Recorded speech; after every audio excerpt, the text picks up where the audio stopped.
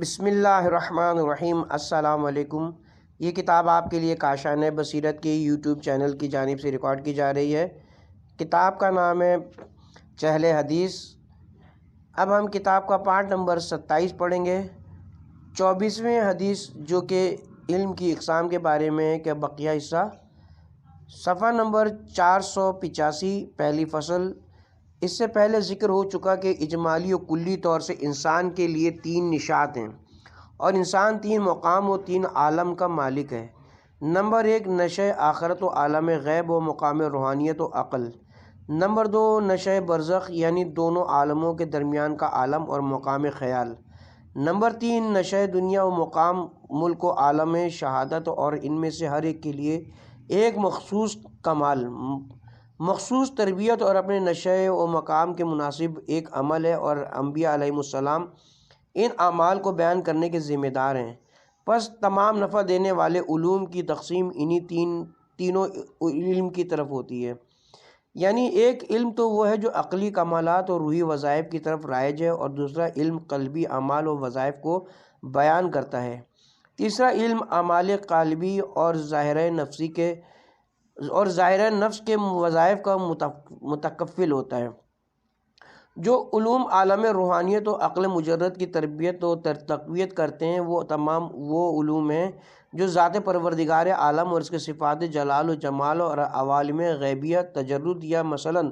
ملائکہ اور ان کے اصناف و جبروت اعلیٰ اور ملکوت اعلیٰ کے بلند ترین مراتب سے لے کر ملکوت اسفل ملائکہ ارضیہ و جنود خداوند عالم اور انبیاء و اولیاء اور ان کے مدارج و مقامات، اسی طرح آسمانی کتابوں، نزول وحی اور نزول ملائکہ اور روح کی کیفیت، اور نشہ آخرت، موجودات کے عالم غیب کی طرف رجوع کی کیفیت، برزخ و قیامت اور ان کی تفصیلات کی حقیقت کو بیان کرنے والے ہیں۔ خلاصہ یہ کہ جو علوم مبادہ وجود اور اس کے مراتب و حقیقت اور قبض و بسیط و ظہور اور اس کے رجوع کو بیان کرتے ہیں، اور ان علوم کو بیان کرنے والے انبیاء و اولیاء کے بعد فلاسفہ اور بڑے بڑے حکماء و اصحاب معرفت و عرفان ہوتے ہیں، اور جو علوم تربیت قلب اور ریاضت قلب اور اعمال قلبیہ کو بیان کرتے ہیں۔ اس میں وہ تمام علوم شامل ہیں جو اخلاقیات کو سنوارنے اور برباد کرنے والی چیزوں کو بیان کرتے ہیں، مثلاً محاسن اخلاق جیسے صبر، شکر، حیا، انکساری، رضا، شجاعت، سخاوت، زہد و ورع و تقوی، اور دیگر محاسن اخلاق اور ان کے حصول کی کیفیت اور اسباب حصول اور اس کے مبادی و شرائط، اور قباح اخلاق کا مثلاً حسد، تکبر، ریا، کینہ، ملاوٹ، حب ریاست و جاہ، حب دنیا و نفس وغیرہ، اور برے اخلاق کے مبادی اور ان سے بچنے کے طریقوں کو بیان کرتے ہیں۔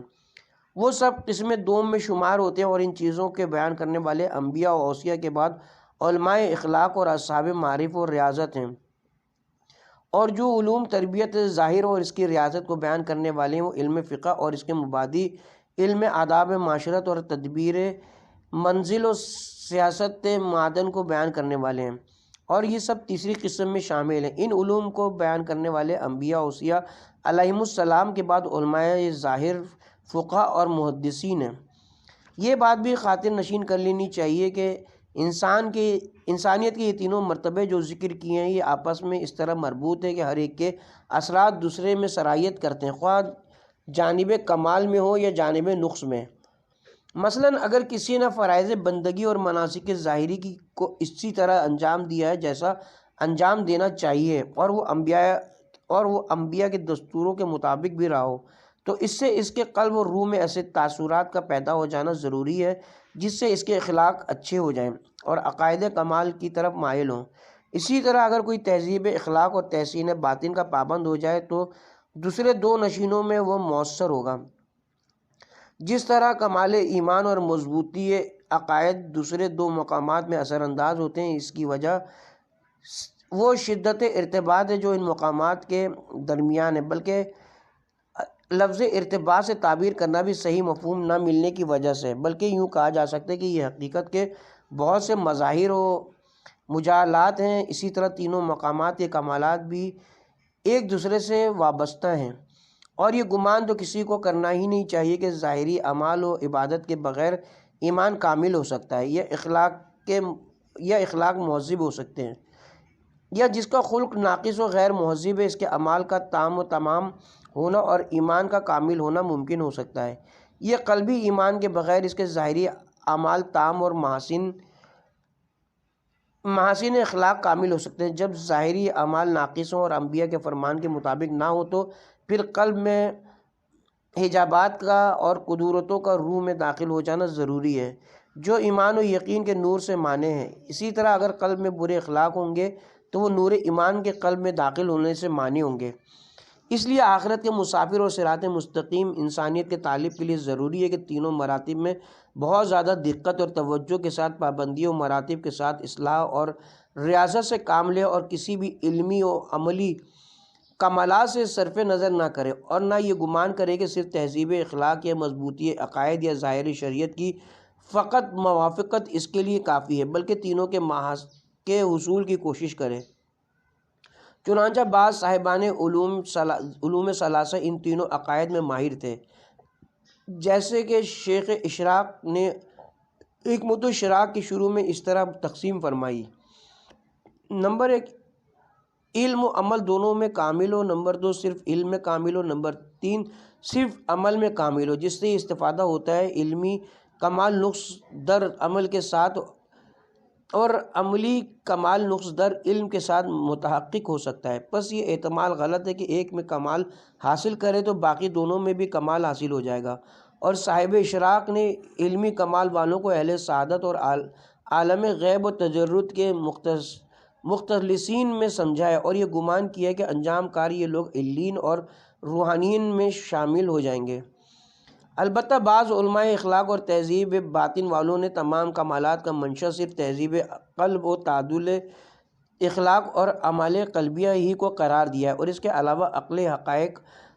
عقلی حقائق اور ظاہری احکام کو دقیق و باریک نہیں سمجھتے ہیں، بلکہ ان چیزوں کو سلوک کے راستے کا کانٹا خیال کرتے ہیں۔ اسی طرح بعض علماء ظاہر علوم عقلیہ اور باطنیہ اور معارف الہیہ کو کفر و زندقہ شمار کرتے ہیں، اور ان چیزوں کے علماء اور طلباء سے عناد و دشمنی رکھتے ہیں۔ یہ تینوں گروہ جو باطل عقائد رکھتے ہیں، یہ روحانی مقامات اور نشاط انسانیت سے محروم ہیں۔ انہوں نے انبیاء و اولیاء کے علوم میں صحیح طریقے سے غور و فکر نہیں کیا ہے، اسی لیے خود ان تینوں میں اختلاف رہتا ہے اور ایک دوسرے پر لعن طعن کرتے ہیں اور ایک دوسرے کو باطل پر سمجھتا ہے۔ حالانکہ مراتب کے اندر حد بندی باطل ہے، ویسے ایک اعتبار سے ایک دوسرے کو جھٹلانے میں حق پر ہیں، نہ اس اعتبار سے کہ ان کا علم یا عمل مطلق باطل ہے، بلکہ اس کی وجہ یہ ہے کہ یہ لوگ انسانی مراتب کی تحدید علوم و کمالات میں صرف اسی حد تک کرتے ہیں جتنے کہ وہ دارا ہوتے ہیں، اور ظاہر ہے کہ یہ بات بالکل خلاف واقع ہوئی ہے۔ رسول اکرم نے اس حدیث کے اندر علوم کی تقسیم 3 قسموں پر کی ہے، اور اس میں کوئی شک نہیں کہ یہ تینوں علوم انہی تینوں مرتبوں کے اعتبار سے ہیں، اور اس کی تائید کتب الہیہ و سنن انبیاء اور اخبار معصومین میں مستدل الاول علوم سے ہوتی ہے کہ ان میں بھی علوم کی تقسیم انہی تینوں قسموں پر ہوئی ہے، جس کی تفصیل درج ہے۔ ایک تو خدا و ملائکہ، آسمانی کتابوں، انبیاء و رسولوں اور آخرت کا علم ہے، جو تمام آسمانی کتابوں اور خاص کر قرآن مجید اس سے بھرا پڑا ہے، بلکہ یہاں تک کہا جا سکتا ہے کہ قرآن میں جس چیز کا سب سے زیادہ ذکر موجود ہے وہ اسی علم کا ہے۔ مبادہ و ماد کی طرف صحیح برہان سے دعوت اور اس کا مکمل بیان جس کو محققین نے ذکر کیا اسی میں، اور دوسرے دونوں مرتبوں کا ذکر اس کے مقابلے میں کم ہے۔ ائمہ معصومین کی حدیثوں میں بھی یہ مقصد حد شمار سے زیادہ موجود ہے، جو ان کتابوں کے دیکھنے سے معلوم ہو سکتا ہے، جو تمام علماء کے نزدیک مقبول اور معتبر ہیں، جیسے کافی، توحید، صدوق وغیرہ۔ اسی طرح تہذیب باطن اور اصلاح اخلاق و تعدیل اخلاق کا ذکر کتاب الہی اور احادیث ائمہ علیہم السلام میں توقع سے کہیں زیادہ مذکور ہے، لیکن ہم بیچاروں اور اسیران ہوا و ہوس کے نزدیک یہ کتابیں اور یہ ابواب متروک ہیں اور قابل اعتنا نہیں ہے۔ یاد رکھیے ایک دن ایسا ضرور آئے گا جب خدا ہم سے مواخذہ کرے گا اور احتجاج کرے گا، اور ائمہ معصومین کی حدیثوں اور ان کے علوم سے برات کی وجہ سے نعوذ باللہ خود ائمہ ہم سے کنارہ کشی کریں گے۔ میں برے انجام اور بدترین بازگشت سے خدا کی پناہ مانگتا ہوں۔ فقہ اور مناسک ظاہرہ کے بارے میں بھی حدیثیں موجود ہیں اور تمام کتابیں ان سے بھری پڑی ہیں، اس لیے ان کے بھی ذکر کرنے کی ضرورت نہیں ہے۔ اس سے پتہ چل گیا کہ بشری ضرورتوں اور انسانی مقامات ثلاثہ کے مطابق علوم شریعت صرف انہی تینوں قسموں میں منحصر ہیں، اور ان علوم کے علماء میں سے کسی کو یہ حق نہیں ہے کہ دوسرے پر اعتراض کرے۔ اگر انسان ایک علم کو نہیں جانتا تو اس کا ہرگز یہ مطلب نہیں ہے کہ اس کی تکذیب کرے اور اس کے جاننے والے کی شان میں جسارت کرے۔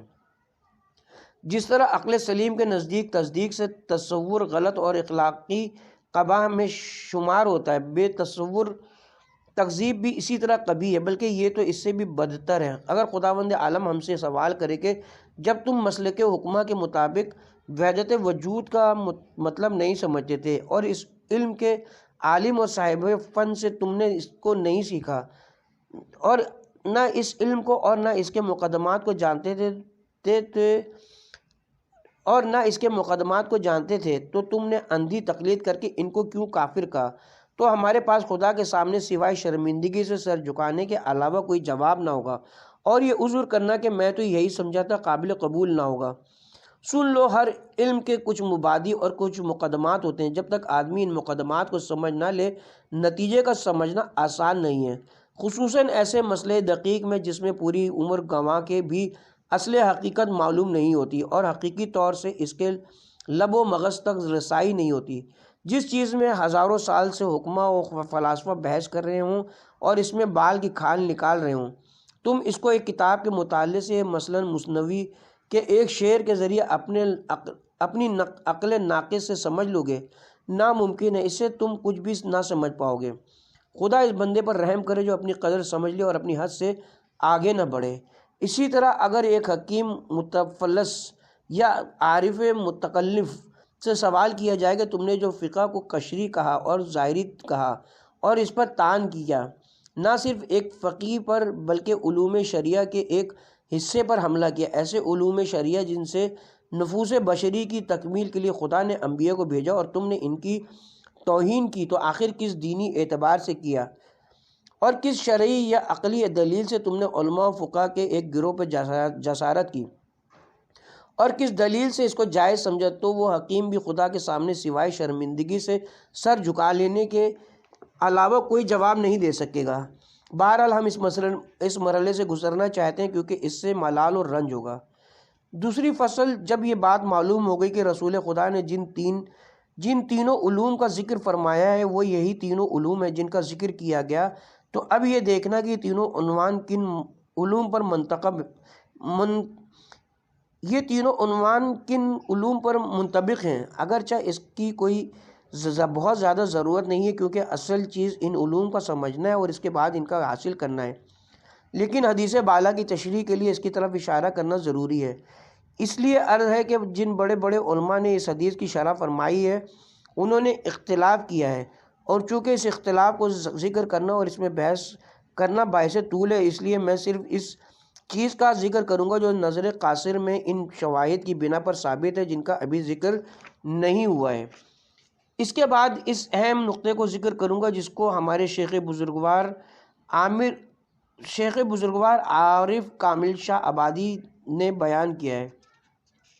اس لیے عرض ہے کہ آیت محکمہ سے مراد علوم عقلیہ و عقائد حقہ اور معارف الہی ہیں، اور فریضہ عادلہ سے مراد علم اخلاقی و تصفیہ قلوب ہے، اور سنت قائمہ سے مراد علم ظاہر اور علوم و آداب قالبیہ ہیں، اور اس کی دلیل یہ کہ لفظ آیت بمعنی علامت و نشانی ہے جو علوم عقلیہ اعتقادیہ سے مناسب ہے، کیونکہ یہی علوم عقلیہ و اعتقادیہ ہی ذات و اسماء و صفات اور دیگر معارف کی نشانیاں اور علامتیں، اس کے علاوہ دیگر علوم کو آیت و نشانی سے تعبیر نہیں کیا جاتا۔ مثلا قرآن مجید میں بہت سے مقامات پر وجود پروردگار یا اسماء و صفات خداوند عالم پر دلیل قائم کرنے کے بعد یا قیامت اور اس کی کیفیات اور عالم غیب و برزخ پر برہان قائم کرنے کے بعد ارشاد ہوا ہے یہ آیت ہے یا آیات ہے ان لوگوں کے لیے جو غور و فکر کرتے ہیں یا جو صاحبان عقل ہیں۔ ان علوم و معارف کے لیے یہ تعبیر رائج ہے، لیکن اگر کسی شرعی فرع کا ذکر کیا جائے یا کسی اخلاقی قاعدے کا ذکر کیا جائے تو وہاں پر یہ آیت ہے۔ کا استعمال نہایت رقیق و قبیح ہے، جیسا کہ واضح ہے اس سے ثابت ہوا کہ لفظ آیت علامت و نشانی علوم معارف کے لیے مناسب ہیں، بلکہ ان کے لیے مخصوص ہے، جیسے لفظ محکمہ بھی انہی علوم سے مناسبت رکھتا ہے، کیونکہ یہ علوم میزان عقل اور برہان محکم کے تحت ہوتے ہیں۔ ان کے علاوہ دیگر علوم کو برہان محکم سے تعبیر نہیں کیا جاتا۔ اور فریضہ عادلہ سے علم اخلاق مراد ہونے کی دلیل یہ کہ فریضے کی صفت عادلہ آئی ہے، اور علم اخلاق میں یہ بات طے شدہ ہے کہ افراط و تفریط کی حد سے جو خارج ہو وہی خلق حسن ہے، اور افراط و تفریط دونوں مذموم ہیں، اور عدالت جو ایک وسطی اور درمیانی چیز ہے وہی مستحسن ہے۔ مثلا شجاعت اخلاق حسنہ اور ملکہ فاضلہ کے اصول و ارکان میں سے ایک ہے، اس سے مراد وہ حالت متوسطہ ہے جو افراد یعنی طہور اور تفرید یعنی بزدلی کے درمیان ہوا کرتی۔ طہور کا مطلب ڈرنے کی جگہ نہ ڈرنا ہے، اور بزدلی و جبین کا مطلب نہ ڈرنے کی جگہ ڈرنا ہے۔ اسی طرح حکمت جو ایک رکن ہے وہ بھی صفا اور بلہ کے درمیان والی چیز کا نام ہے۔ صفا کی تعبیر جربزہ سے بھی کی جاتی ہے، اس کا مطلب ہے جہاں پر ضرورت نہ ہو وہاں پر غور و فکر کا استعمال کرنا، اور بلا کا مطلب ہے یہاں پر قوت فکریہ کو استعمال کرنا چاہیے، وہاں اس کو معطل و بیکار کر دینا۔ اسی طرح عفت و سخاوت جو شرع اور خمود کے درمیان ہو وہ عفت ہے، اور جو اسراف و بخل کے درمیان ہو وہ سخاوت ہے۔ بس نتیجہ یہ نکلا کہ فریضہ کا عادلہ ہونا دلالت کرتے کہ علم اخلاق پر منطبق ہے، بلکہ خود لفظ فریضہ میں بھی اس کی طرف اشار ہے، اس لیے کہ فریضہ سنت کے مقابلے میں بولا جاتا ہے جو تیسری قسم کی طرف راج ہے، یعنی عقل کو اس کے ادراک کرنے کے لیے ایک راستہ ہو، اور علم اخلاق اسی قسم کا ہے برخلاف سنت کے، کیونکہ سنت تو تعبید صرف کی طرف راجع ہے جس کا ادراک عقول کے بس سے باہر ہے۔ اسی لیے میں نے عرض کیا کہ سنت قائمہ سے مراد علوم تبدیہ اور آداب شرعیہ ہے جس کی تعبیر سنت سے کی گئی، اور عقول حسب نوع اس کے ادراک سے عاجز ہیں۔ ان کا اثبات یا ان کا سمجھنا سنتی پر موقوف ہے، اور سنت کی توصیف و تعبیر بھی قائمہ سے کرنا یہ واجبات شرعیہ سے ہے مناسب ہے، کیونکہ اقامہ یعنی قائم کرنے والی نمازوں اور زکوٰۃ ہی کے ساتھ صحیح تعبیر ہے۔ یہ لفظ ان دونوں علوم میں استعمال نہیں کی جاتی۔ مناسبات کے لحاظ سے یہ آخری چیز ہے جس سے تطبیق ہو سکتی ہے۔ تیسری فصل اب میں اس نقطے کو بیان کرنا چاہتا ہوں جس کا وعدہ کیا تھا، اور وہ یہ کہ حدیث شریف میں علم عقائد و معارف کی تعبیر آیت سے کی گئی ہے، اور آیت کے معنی علامت و نشانی کے ہیں، اور اس تعبیر میں یہ نقطہ ہے کہ علوم عقلیہ اور حقائق اعتقادیہ کو اگر خود ان کو سمجھنے کے لیے حاصل کیا جائے تو پھر تمام مفاہیم و اصطلاحات اور زرق و برق عبارتوں اور مزین ترکیبوں کو استعمال کر کے دنیاوی منزلت حاصل کرنے کے لیے اگر عقول ضعیفہ کے حوالے کر دیا جائے تب بھی اس کو آیات محکمات نہیں کہا جا سکتا، بلکہ ان کو دبیز پردے اور بیکار عقائد کا نام دیا جا سکتا ہے، اس لیے کہ اگر کسب علوم سے انسان کا مقصد وصولی الی الحق و تحقیق با اسماء و صفات اور تخلیق با اخلاق اللہ نہ ہو تو اس کے تمام ادراکات جہنمی ہو جاتے ہیں، اور تاریک پردے اس کے دل کو تاریک اور چشم بصیرت کو کور کر دیتے ہیں، اور ایسا شخص قرآن مجید کی اس آیت کا مصداق ہو جاتا ہے۔ اور جس شخص نے میری یاد سے منہ پھیرا تو اس کی زندگی بہت تنگ میں بسر ہوگی، اور ہم اس کو قیامت کے دن اندھا اٹھائیں گے۔ پس وہ شخص اپنے کو اس عالم میں اندھا پائے گا تو خدا پر اعتراض کرے گا کہ میں تو دنیا میں بینا تھا، تو نے مجھے کیوں اندھا محشور کیا؟ جواب آئے گا تو دنیا میں اندھا تھا کیونکہ تو نے میری نشانیوں کا مشاہدہ نہیں کیا، ان کو بھلا بیٹھا تھا۔ آخرت میں بینائی کا معیار قلب و بصیرت کی بینائی ہے، اور پورا بدن اور اس کی قوتیں سب کی سب قلب و لب کے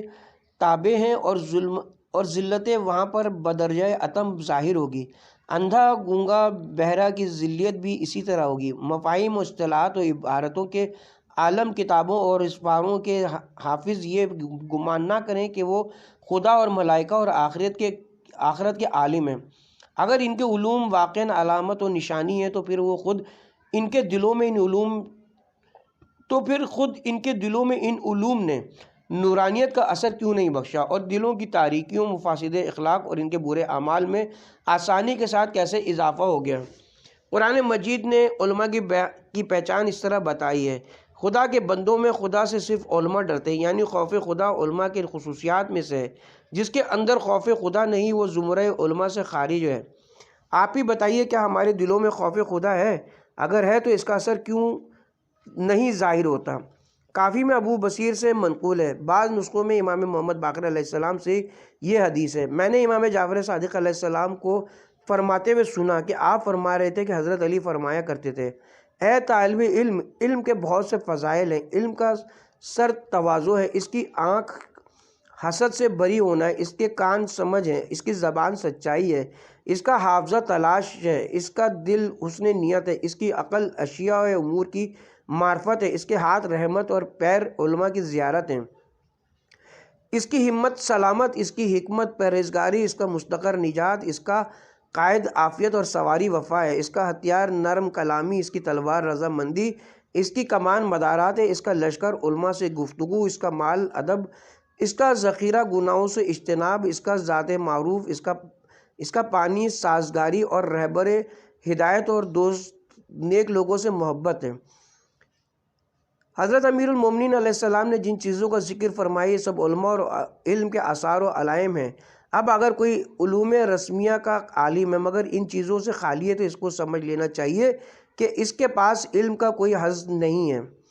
اور وہ صاحبان جہالت و ضلالت سے ہے۔ دوسرے عالم میں یہ تمام مفاہیم اور جہالت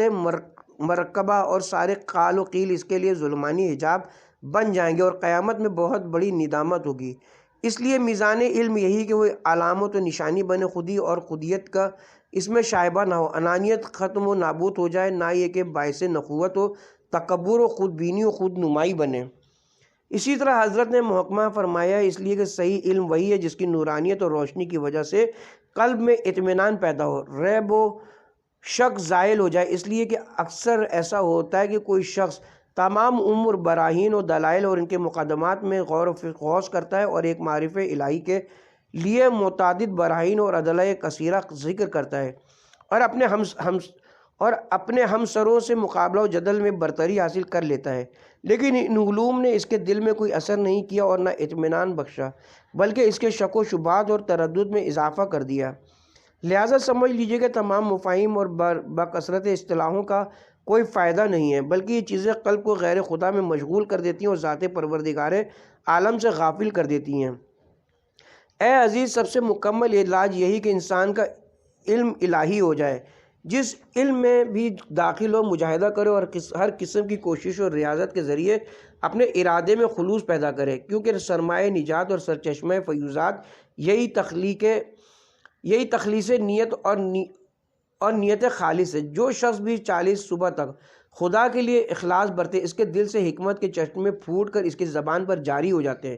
40 دن کے اخلاص کے یہ آثار و فوائد ہیں۔ اس لیے اگر آپ نے 40 سال یا اس سے زیادہ ہر علم کی اصطلاح و مفاہیم کے جمع کرنے میں کوشش کی اور اپنے کو ہر علم کا علامہ خیال کر لیا اور اپنے کو جند اللہ میں سے شمار کرنا شروع کر دیا اور اس کے باوجود اپنے دل میں حکمت کا کوئی اثر نہ پایا اور زبان پر اس کا ایک قطرہ بھی ظاہر نہ ہوا، تو یہ سمجھ لیجئے کہ آپ کی تمام تحصیلات اور زحمتیں خلوص کے ساتھ نہ تھیں بلکہ سب شیطان اور خواہش نفس کے لیے تھی۔ پس اب جب یہ معلوم ہو گیا کہ ان علوم سے کوئی کیفیت اور حال ہی نہیں پیدا ہوا تو تھوڑے دنوں تک چاہے بطور تجربہ ہو خالص اخلاص خالص نیت کے ساتھ دل کو قدورت سے پاک کرنے کی کوشش کیجئے۔ اگر اس کا کچھ اثر دکھائی دیتا ہے تو پھر پابندی سے اس کی کوشش کیجئے۔ اگرچہ تجربے کی صورت میں باب اخلاص بند ہو جاتے ہیں مگر ہو سکتا ہے کوئی دریچہ کھلی جائے اور اسے نکلنے والی روشنی تمہاری ہدایت کر دے۔ بہرحال ہے عزیز، ہر عالم میں خواہ برزخ ہو یا قبر ہو یا قیامت اور اس کے درجات ہوں، تم سبھی میں معرفت الہی علوم حقیقی اور اخلاق حسنہ و اعمال صالحہ کے محتاج ہو۔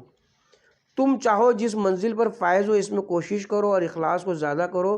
اوہام نفس اور شیطانی وسوسوں کو اپنے دل سے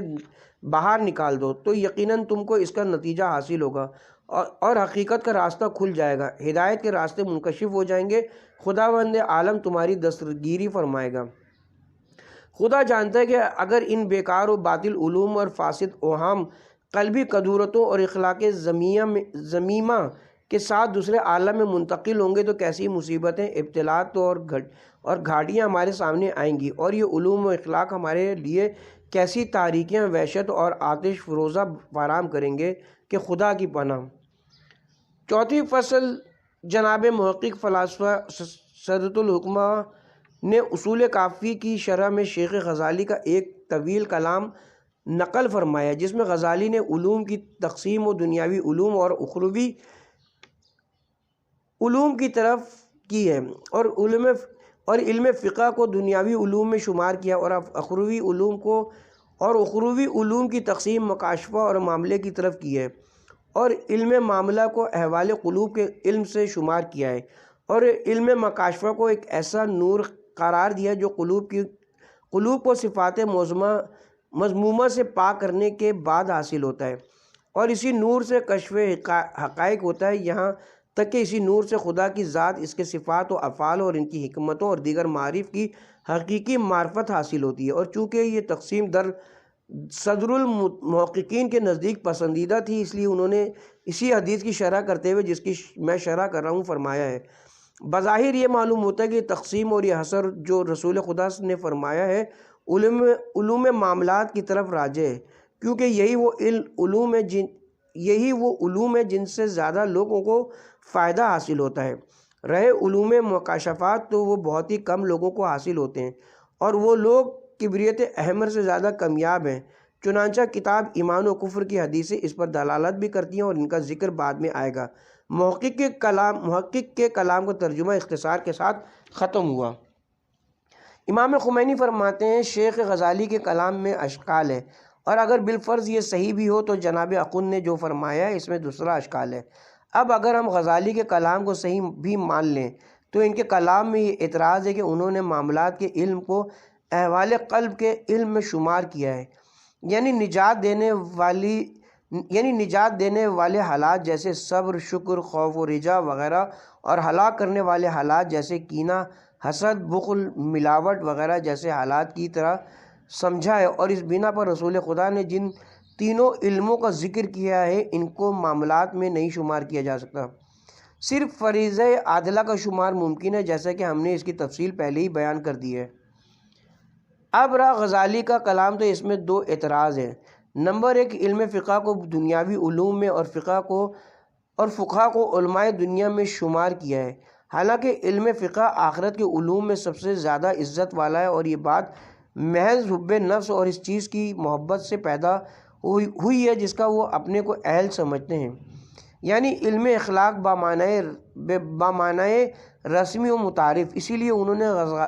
نے غزالی نے علوم عقلیہ تک کا انکار کر دیا ہے۔ نمبر دو، مکاشفات کو جزء علوم قرار دیا ہے، اور علوم کی تقسیم کرتے ہوئے اس کو بھی اس میں شمار کیا ہے، حالانکہ یہ خلاف واقع ہے، بلکہ حق یہ ہے کہ علوم میں وہ چیزیں آتی ہیں جو برہان و نظر و فکر کے تحت واقع ہوں،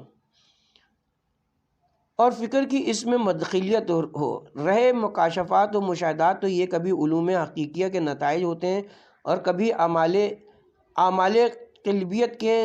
نتائج ہوتے ہیں، خود علم نہیں ہوتے۔ خلاصہ یہ کہ مکاشفات و مشاہدات اور حقائق اسماء و صفات کے تحقیق جیسی چیزوں کو علوم کی تقسیمات میں داخل نہیں کرنا چاہیے، کیونکہ مکاشفہ ایک وادی ہے اور علوم دوسرے وادی سے تعلق رکھتے ہیں، اور یہ امر آسان ہے۔ پانچویں فصل، بہت سے ایسے علوم ہیں جن کو بعض تقدیر کی بنا پر انہیں علوم ثلاثہ کے اندر شامل کیا جا سکتا ہے، جن کو رسول خدا نے ذکر فرمایا ہے، مثلاً علم طب، علم تشریح، علم نجوم، حیت وغیرہ کو اگر ہم ان چیزوں کی آیات و علامت سمجھیں تو یہ چیزیں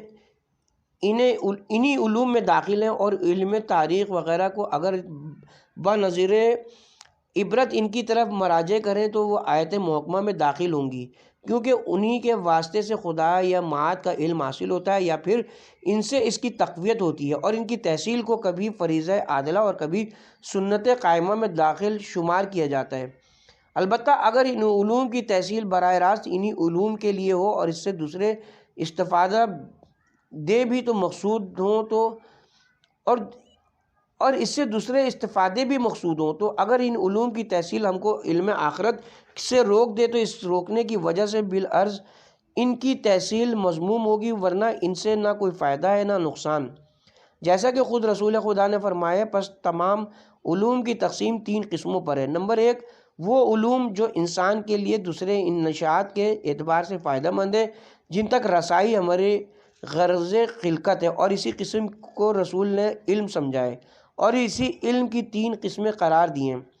نمبر 2، وہ علوم جو انسان کو ضرر پہنچاتے ہیں اور انسان کو اس کے واجبی فرائض کی ادائیگی سے روک دیتے ہیں، ان کا شمار علوم مذمومہ میں سے ہے۔ ان علوم کو حاصل کرنے کے لیے کوشش نہیں کرنی چاہیے، جیسے ساحری، شعبدہ بازی، کیمیا وغیرہ کا علم۔ نمبر 3، وہ علوم ہیں جو نفع و نقصان نہیں پہنچاتے، جیسے فاضل وقت میں انسان تفریح کے لیے ان میں سے کسی کو حاصل کرے، مثلا حساب، ہندسہ، حیت وغیرہ۔ علم کی اس تیسری قسم کو اگر انسان علوم ثلاثہ میں سے کسی پر منطبق کر سکے تو بہت عمدہ چیز ہے، ورنہ حتی الامکان ان میں مشغول نہ ہونا ہی بہتر ہے، اس لیے کہ عقل مند انسان جب جانتا ہے کہ عمر مختصر ہے اور وقت بھی کم ہے اور موانع و حوادث بے انتہا ہیں، اور ایسی صورت میں وہ تمام علوم کا جامع یا تمام فضائل کا حامل نہیں ہو سکتا، تو اس کو غور و فکر کرنا چاہیے کہ کون سا علم اس کے لیے بہتر ہے، اسی میں مشغول ہو جائے اور اس کی تکمیل کر لے، مگر یہ واضح رہے کہ جو علوم اس کی حیات ابدی اور زندگی جاوید کے لیے نفع بخش ہوں وہی سب سے بہتر اور سب سے اہم ہے، لہٰذا انہی میں مشغول ہونا بہتر ہے، اور وہ وہی علوم ہیں جن کے حاصل کرنے کا حکم انبیاء اور اولیاء نے دیا ہے اور ان کی طرف رغبت دلائی ہے، اور وہ وہی علوم ثلاثہ ہیں جن کا ذکر پہلے ہو چکا۔